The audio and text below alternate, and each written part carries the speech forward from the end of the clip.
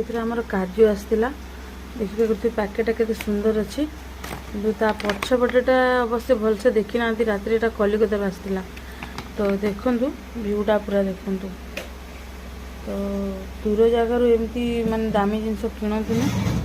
तो बो भाविले धोईदेले बोधे भल आस तो पानीटा देखु आम धोइलु से पानी गुड़ा देखु से कोहला या खाइबा अवस्था ना तो ये काजू किशमिश आलमंड एगुड़ा जिनस सब बिल्कुल भी माने बाहर जगार आणतुनि देखते केमी अवस्था है